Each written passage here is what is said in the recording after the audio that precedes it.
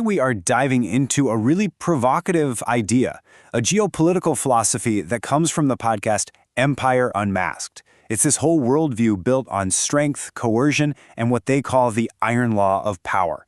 So let's unpack this. Okay, so this quote really sets the stage. We live in a real world that is governed by force, coercion, and authority. This is the absolute foundation of the entire philosophy we're talking about. The podcast Empire Unmasked basically argues that, underneath all the fancy diplomacy and international agreements, this is the truth. This is what's really going on. So, to really get a handle on this worldview, we've got to start with the core concept. What exactly is this iron law they talk about? And here you have it. The iron law of power, at least according to Empire Unmasked, is this belief that global relations, they aren't actually run by international laws or ethics. Nope. It all comes down to the ability of a superpower to just enforce its will through sheer strength and coercion. That's it. That's the game.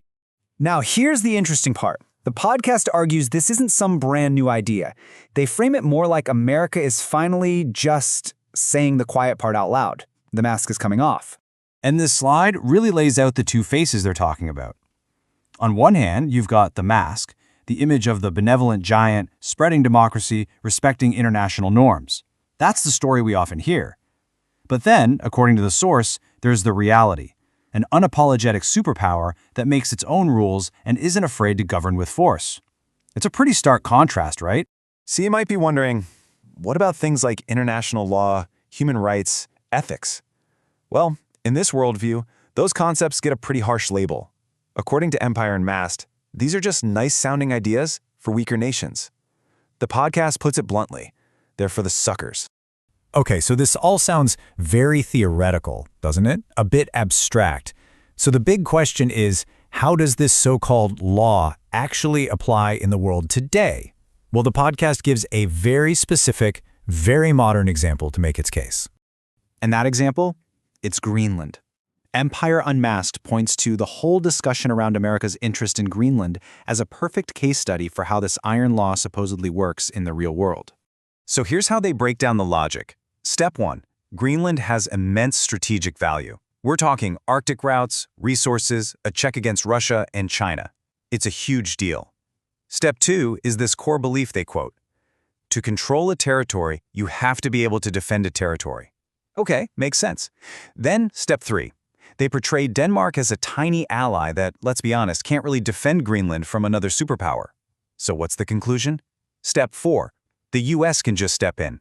And the key here is how they do it. Not with friendly chats, but by demonstrating power, like threatening tariffs. It's coercion, not negotiation. But to really sell this idea, the podcast doesn't just stick to the present day. They argue that this isn't new at all. They reach way back into history to frame the iron law as this timeless, maybe even inevitable, principle of power. And you can see that historical line right here. They trace it all the way back to ancient Greece and the historian Thucydides, who famously said, "The strong do what they can and the weak suffer what they must." Sound familiar? From there, they draw a direct line to America's own history, the Monroe Doctrine asserting dominance, Manifest Destiny pushing westward regardless of treaties. They position their iron law as just the 21st century version of a very, very old story. All right, so we've got the principle and the history they're pulling from. But what about the future? What would the world actually look like if this philosophy of force was openly adopted? What comes next? Well, the podcast sketches out a few possibilities. For one, alliances we take for granted, like NATO, they could be completely redefined, but on America's terms. The US might just act alone, totally ignoring things like UN vetoes. Humanitarian laws? Maybe they'd be used for a good photo op, but they wouldn't get in the way of national security. And they even toss out some pretty extreme ideas, framing things like considering Canada as the 51st state or reclaiming Panama as just logical next steps in this worldview. And all of this leads to this very stark, very black and white view of the world. In this framework, there are only two categories. You've got the winners, the ones who rewrite the rules, act on their own, and use force to get what they want. And then you've got the suckers, the ones who cling to ethics, follow humanitarian laws, and rely on allies and, quote, niceties. According to this philosophy, there's really no in-between.